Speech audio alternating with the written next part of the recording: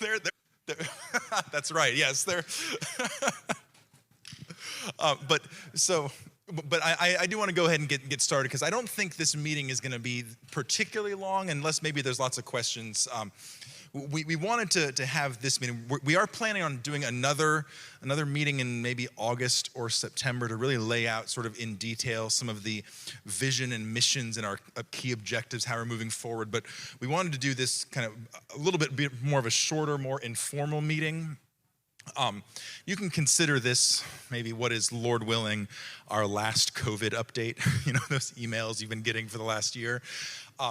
So we thought, together, and anyone who wants to stay who's, curious about these things, want to just kind of briefly go over three things and then kind of open up to questions at the end. The three things that we wanted to go over is just one is just a recap of as pastors how we were thinking and trying to navigate this past year, because this was this was challenging in a lot of ways, but thought it might be helpful to just kind of quickly articulate here's how we were thinking about it, because people ask us like, what about this, what about that, so we can try to answer that.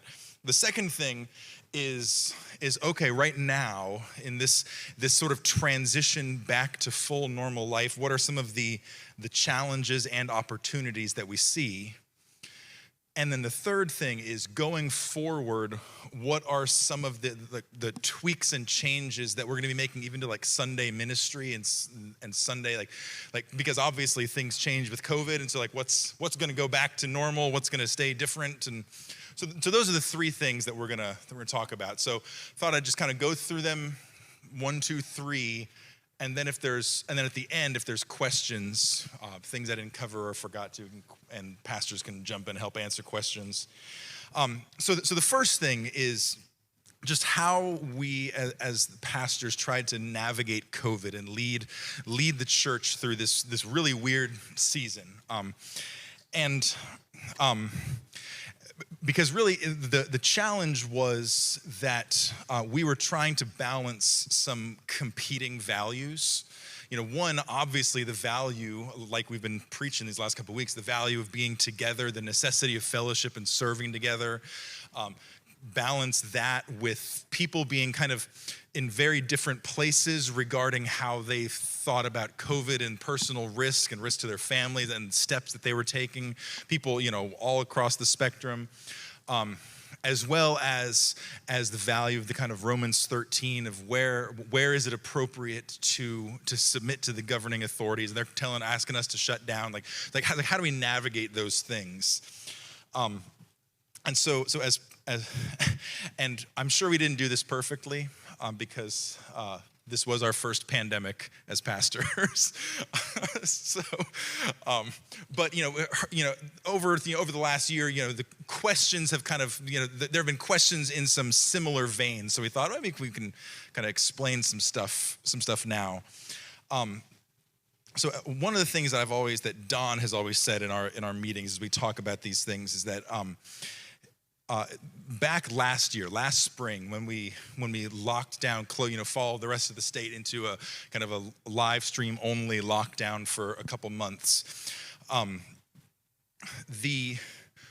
So there were this balancing act of the spiritual health of the church, and so as pastors responsible for the spiritual health of the flock, but we also felt like there is a place, the necessity for us seeing physical dangers to the flock too. If the building's on fire, we're directing people towards the exit.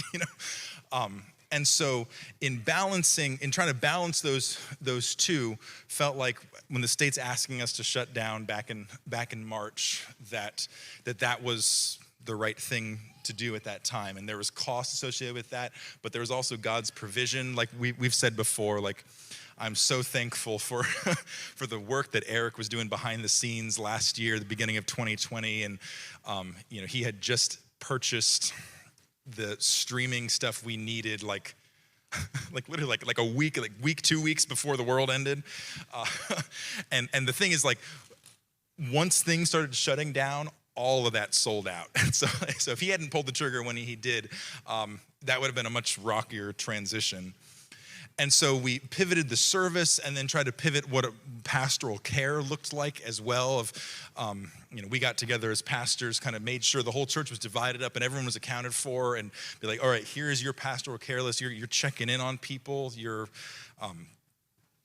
So that even as we were disconnected, making sure people were getting cared for. At the same time, Eric launching some more social media kind of things like the Grace Community Family Facebook group that started last spring. It's just one of those ways to try to get us through that season. And then once things opened up, I was trying to remember the exact timeline of this, that I think it was one of those things where like Governor Hogan announced like the lifting of the lockdown order on a Friday, and we weren't ready to pivot for that Sunday.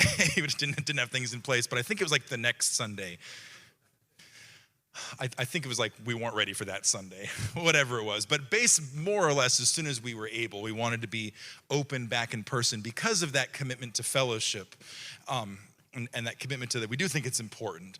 But how we tried to balance that was saying, all right, we're going to be back in person, but we recognize that there's a wide spectrum of kind of conviction and conscience things about this, and different risks. Other people might be more at risk than others, and so basically the philosophy that we took was we're going to try to create a context for everybody. And so, the live stream is going to continue. We're going to have seats and speakers outside.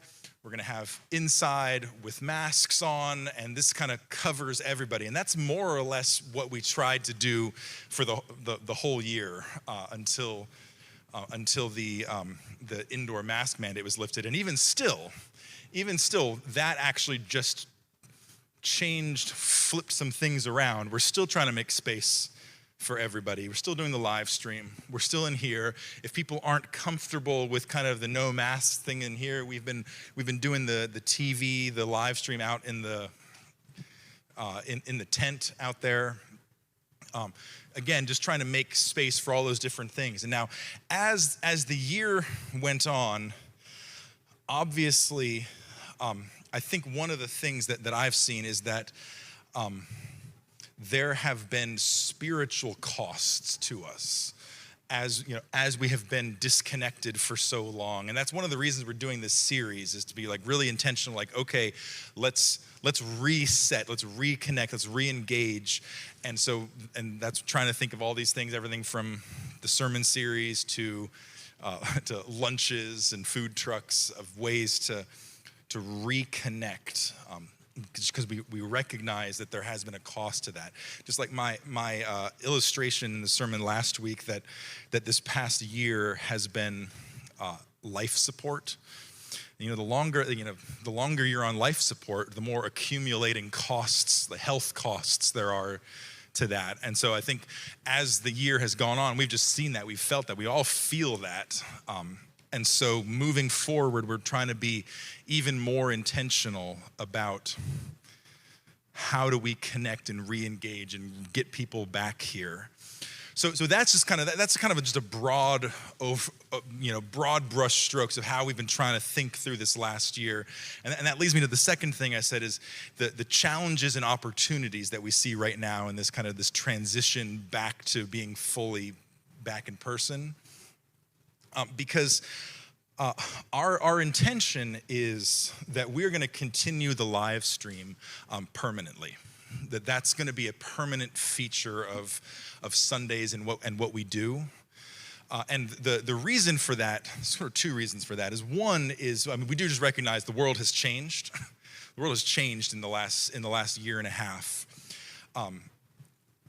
But one of the ways that it has changed, and one of the great opportunities that we see with the live stream, is that what we've seen is that the live stream is now the front door of the church for visitors.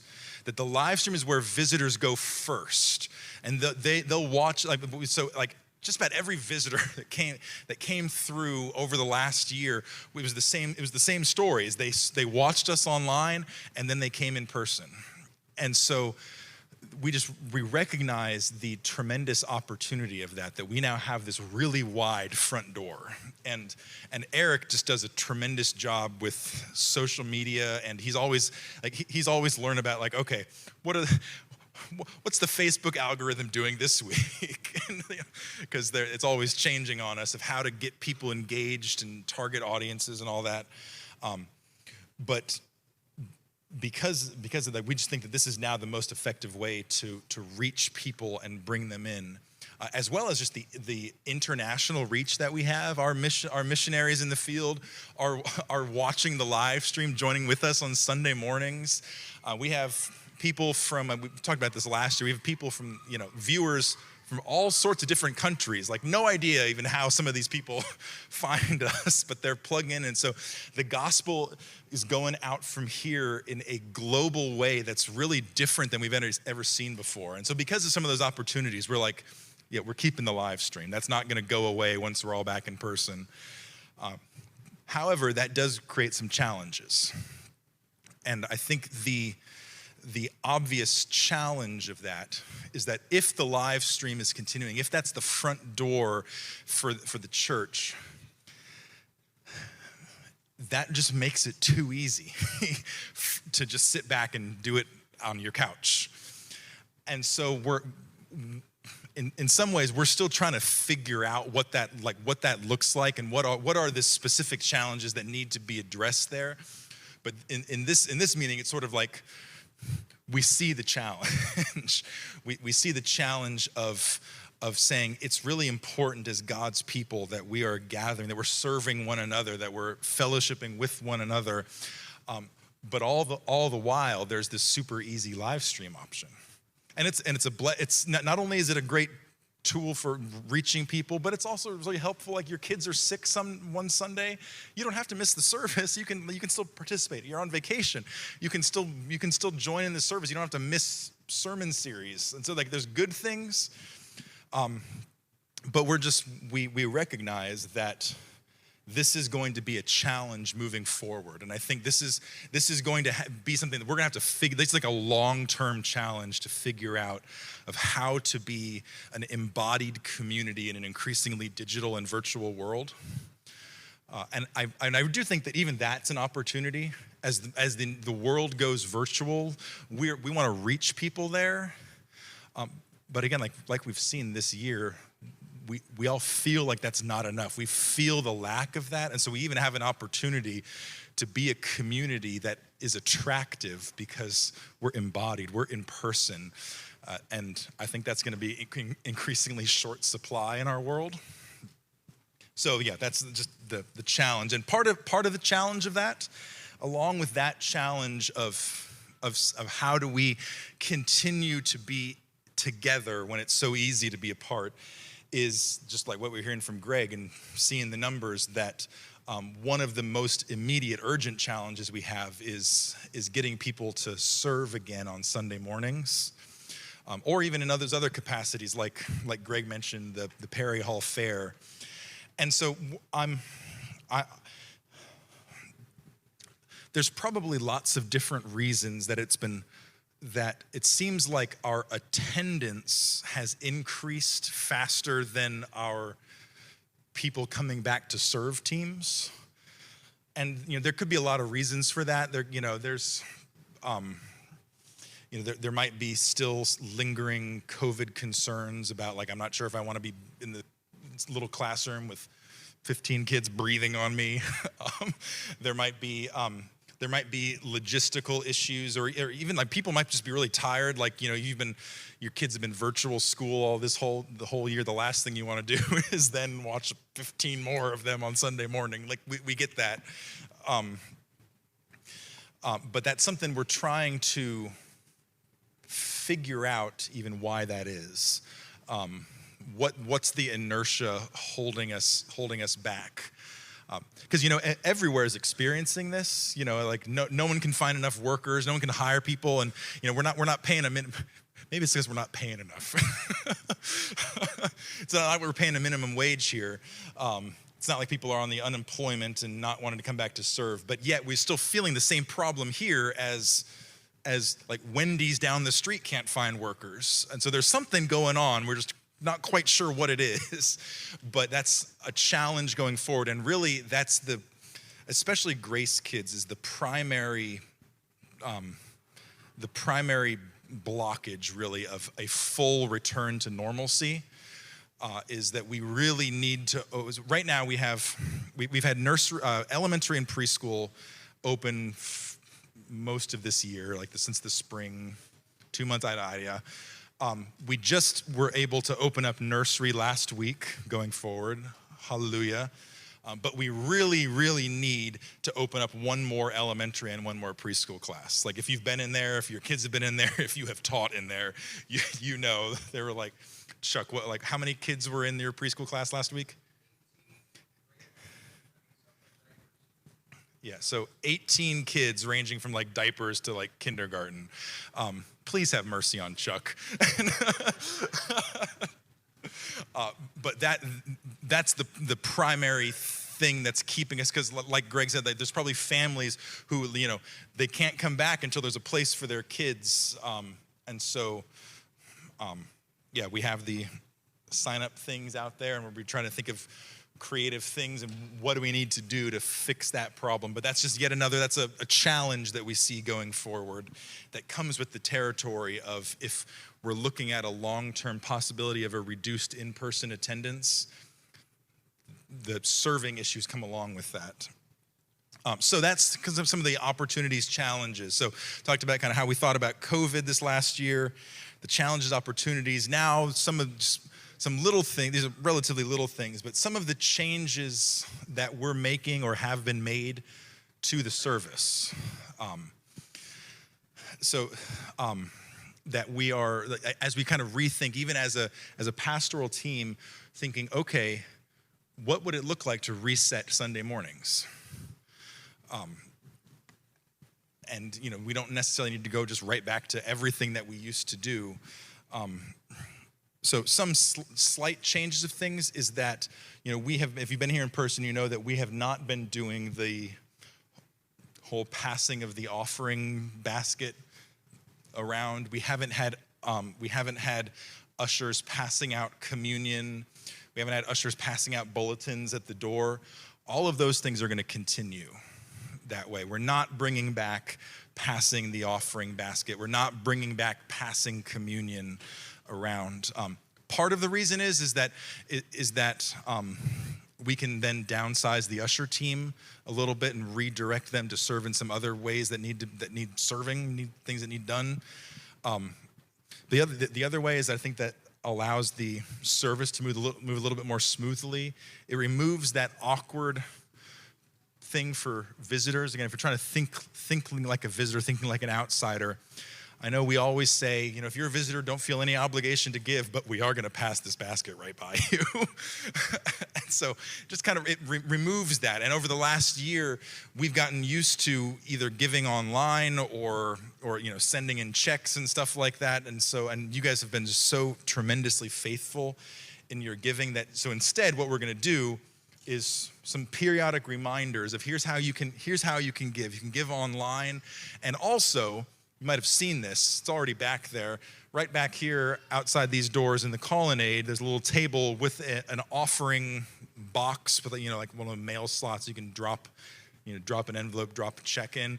So that we have that back there, and we're going to be having an usher or guardian, or somebody kind of keeping an eye on it back there. But that'll be sort of a periodic reminder of here's how you can give to God's purposes here at Grace, online, or you can drop it off back there, and that just eliminates that part of the service entirely. Bulletins, so we haven't had bulletins since last March, and we're still trying to figure out exactly what this is going to look like. We're probably going to be moving back to some kind of bulletin, not the same sort of tri-fold thing with all the papers inside that fall out and the orange card, but maybe something that's more of like a cardstock half sheet, something like that with that will be, rather than ushers handing them out, would be like in bulletin stands outside the doors that you can pick up on your way in, because we realize that one of the things that still is not happening as smoothly as we would like is kind of the communication of what's going on on a weekly basis. We got there's the house news, there's social media, there's announcements, but it still feels like that's not quite getting out to everybody who needs to hear everything. And so bulletin might be a way of having these upcoming events. So that's something we're still trying to figure out, design what that would look like. One thing you might have noticed in the last couple weeks that we've done, since we were doing most of the live stream, we had announcements at the back end, kind of close the service, the host person would come out, do announcements.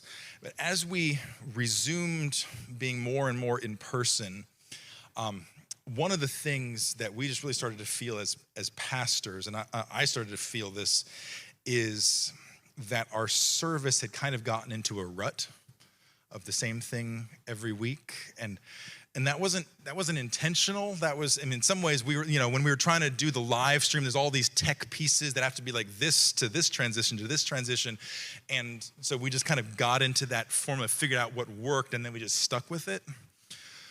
But really, one of the things that we want and we pray for moving forward is we want more of an experience of the presence of God and the work of the Holy Spirit in this room on Sunday mornings. That we're praying every week that God would move in power in our gatherings. So we're asking, but then there is some rearranging that happens to make that easier. Because if you think about, if the announcements are right at the end of the service after the closing song, it doesn't leave a whole lot of time for ministry and confession and prayer. But you've got the closing song, and it's like, all right, God's doing something, people are responding, but sorry, God, hold on, time out. We have announcements to do now. And so because of that, just to free up really the end of the service to be the ability to respond to what God might be doing in our midst, we've moved announcements back to before the message. So that's why. You might have noticed, things shifted around. So that was an intentional charismatic shift that we want to experience the fullness of God's presence. And along with that, so with announcements back there, one of the things that we're still trying to figure out exactly what this will look like is, how before COVID, we had a break in the service, like a 3-minute break for kids to go and get dismissed to elementary. Trying to figure out what that's going to look like. Because right now, elementary has just been back there the whole time. And so navigating some competing things of like, well, in one sense, that's a lot smoother. The service flows a lot better. On the other hand, there's a value to having our elementary kids here joining with us in worship. But if we do that, what exactly does that look like? How do we take a break while the live stream is still going on? Like there's just some, if we do this, then there's this, then there's this. So we're taking the summer to kind of figure out what exactly the elementary Grace Kids is going to look like going forward. So for the rest of the summer, we're going to continue doing what we've been doing, Grace Kids, just starting at the beginning of the service, as we try to figure out what would it look like to do something a little different.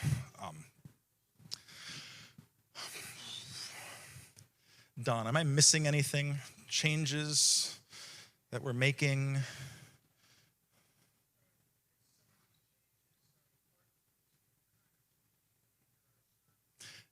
Yes. Yes. So some of these, going along with that challenge of if we're looking at the possibility of reduced in-person attendance because of the live stream, even if we really want to be in person, that's just like realistic. And that means challenges of recruiting to serve. One of the reasons we're reconfiguring some of those things like bulletins and offering and stuff is to reconfigure serve teams to see, like, can we do more with less? So there's, I think there's some practical reasons we're making some of those changes, as well as I think, some more philosophical. Like, I kind of like the idea that we're not passing the basket by visitors every week. I think that's a good thing. So So so that's kind of those three things. Like I said, like didn't think this was going to take that long, but what we'd like to do now is kind of open it up to questions, because we talked about, how as pastors we navigated COVID, and maybe there was a question you had that you were wondering about that I didn't say. You can ask it. Kind of the challenges and opportunities we have looking forward, and some changes we're making to the service. So maybe I'm going to suggest maybe two things to keep this running smoothly. If you have a question that you're like, I think like, hey, this wasn't mentioned, like, what do you think about this? This is helpful for people. Like, please ask the question. If you have a suggestion of like, hey, have you thought about doing this, like this for the service or this, that might, rather than taking up everyone's time with suggestions, maybe those like come up and talk to us, because we really do want to hear those suggestions, because like I said, this was our first pandemic, and this is our first time coming out of a pandemic. And so as we're in process of navigating some of these changes, so if you have ideas, we'd like to hear it, but maybe we'll keep that for afterwards and open it up now to questions. Questions. There's no way I answered all your questions. Maybe I did. Okay. And, there's one. Bob. I think we are recording. I was just wondering what I like the idea of moving the announcements away from the end. But there is from the worship to the message. Have you considered the beginning? Yeah, it's a really good question. Basically, the reality is there's no good place to do announcements. There's a trade-off either on either side. If we did, in some ways, announcements at the beginning of the service might make the most sense, because then the rest of the service can just flow and the Spirit can move and we can worship, we can hear God's word. The problem is, the practical reality is, how do I put this? Nobody's here. Yeah, our church culture, our family way of doing things, God love us, is getting in here halfway through the second song.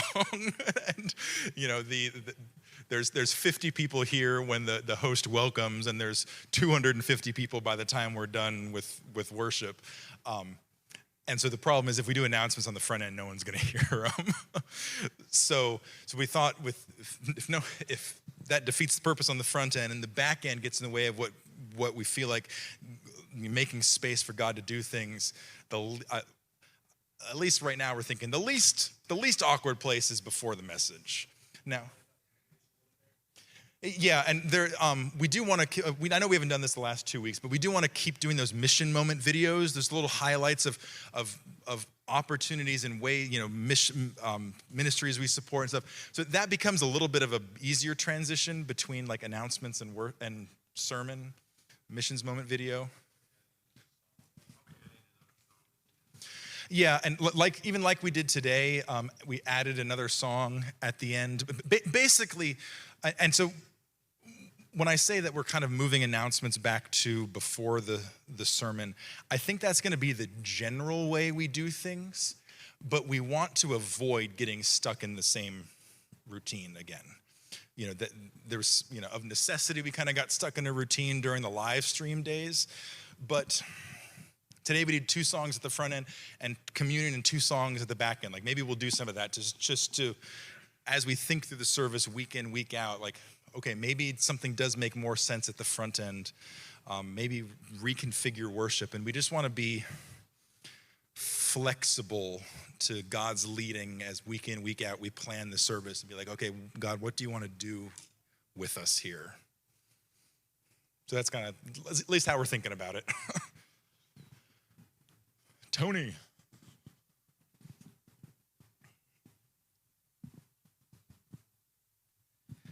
Yeah, you talked about how God is moving at the end of a service. Have you thought about maybe being more intentional about having people available for someone to talk to and pray with at the end of a service when things are going on like that? Yes, I was. I was actually talking. It was Ann Shanahan, I think I was talking to, and she went and talked to some of the prayer team people that we want to be a more intentional about having people available to pray or to talk after the service, not even necessarily just the pastors, but to have some people who have a heart for that, for prayer, for ministry, to be available, to be up front here. That might not be an every week kind of thing, but we want to have those people kind of in place and primed, ready to go, so that if we do feel like, okay, God's doing something, that I can just say, there's going to be some people here at the end of the service, and there will be. Another just part of that, of being open to what God is doing. This is a tiny little behind the scenes practical change that we made that had some ripple effects. Once we started doing the host at the beginning in the live stream, the host would just have this microphone, and then would go sit down and kind of had this microphone during the service. And we realized, even just like a couple weeks ago, what that meant was that this microphone was no longer here, available if someone felt like they had a word from the Lord to share with everybody. It was sort of like an oops moment where we realized that little just change to make things work more smoothly on the tech thing cost us that. And so we're going to give the host person a different microphone and then even draw some attention back to this, because it's been probably a long time since we talked about that, of wanting to have microphone here, and usually Greg's sitting around here. And so like if you have something you feel like God's put on your heart to share, feel like you have a word for people, that this ministry mic is here and available for you. Maybe it'll be moved over that way. Just the things. That's true. Yeah, that's a good point. We now have cameras, and so that's like the back of someone's head here talking to Greg. So yeah, maybe it will be over there from now on.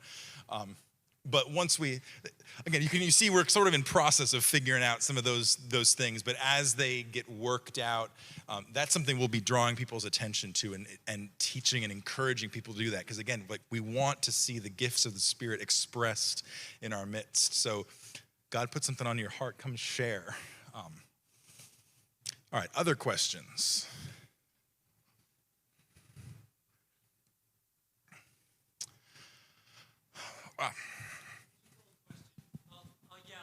Well, do use the mic, because we are this is on the live stream, I think.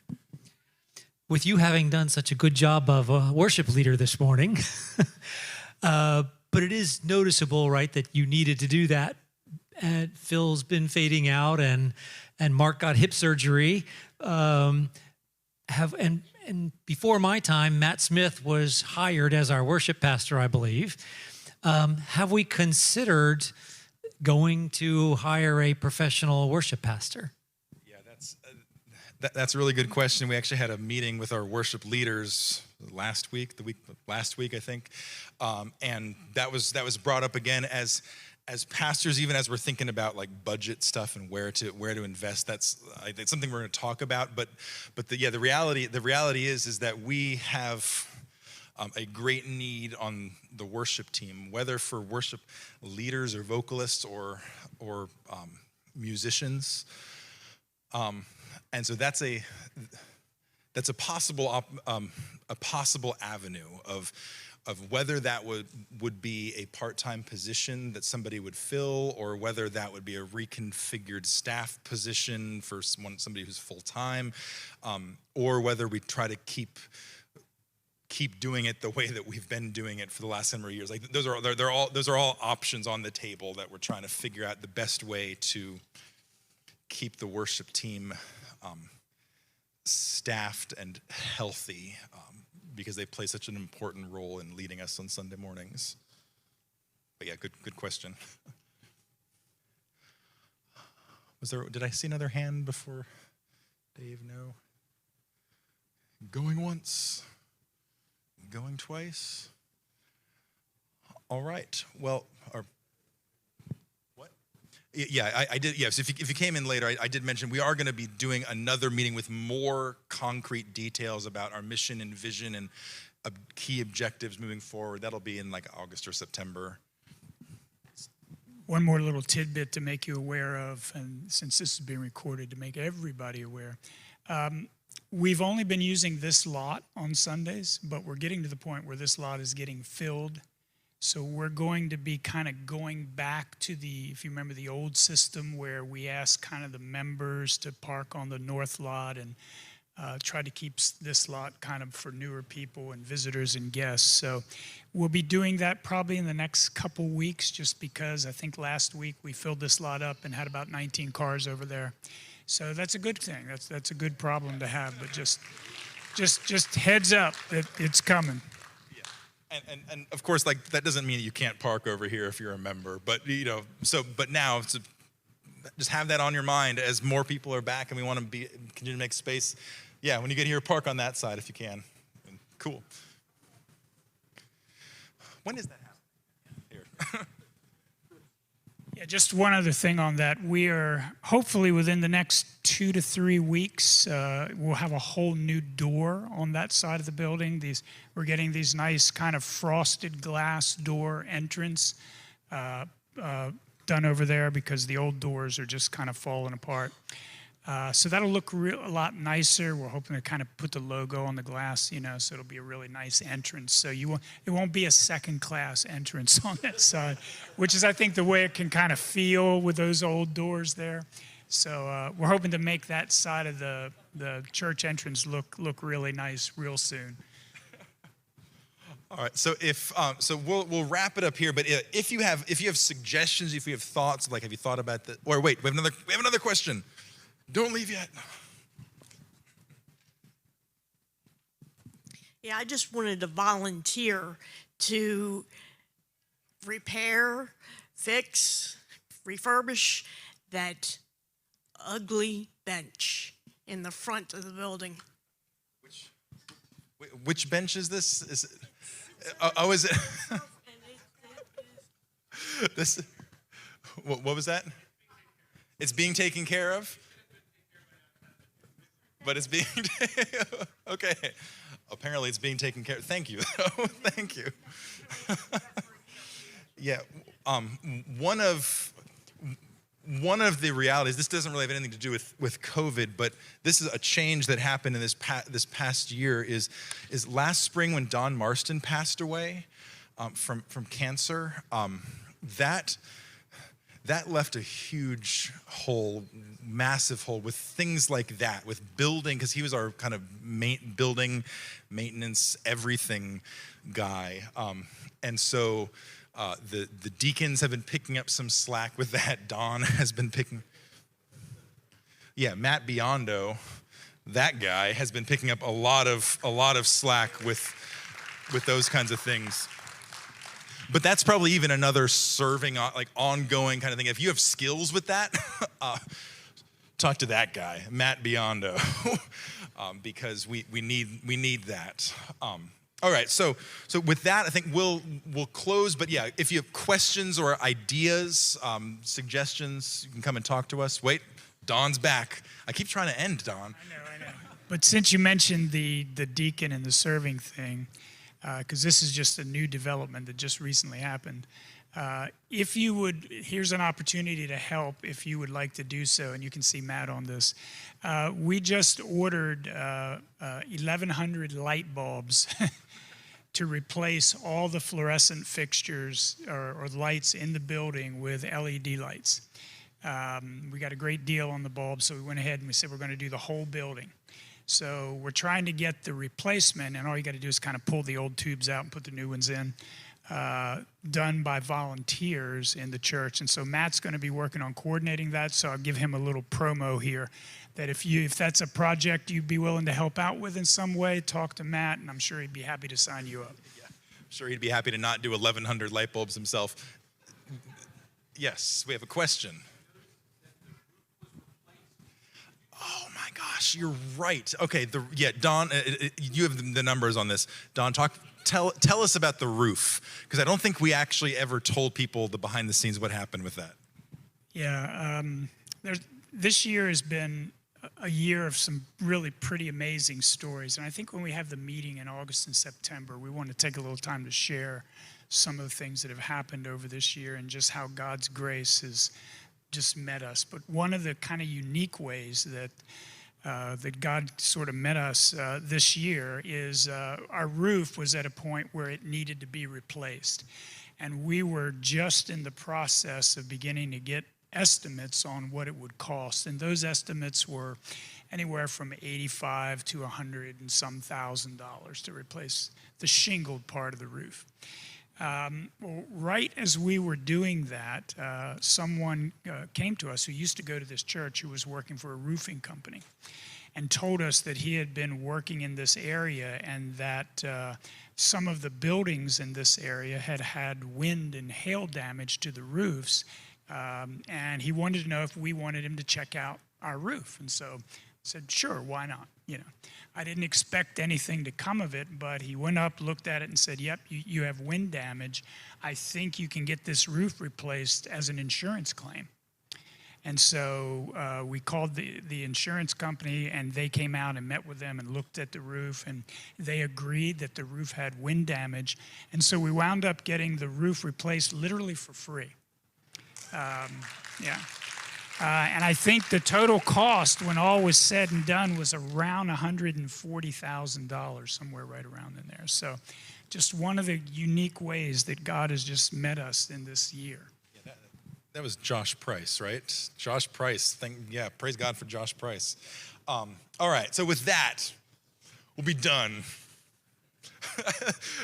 Come and see us if you have thoughts, suggestions, whatever. And yeah, thanks for sticking around. Have a great Sunday, great week.